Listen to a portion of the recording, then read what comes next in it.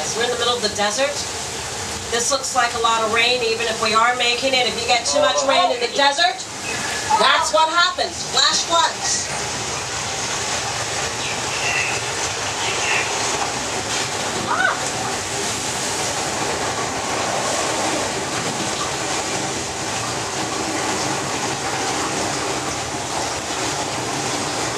But thankfully we are here at a movie studio.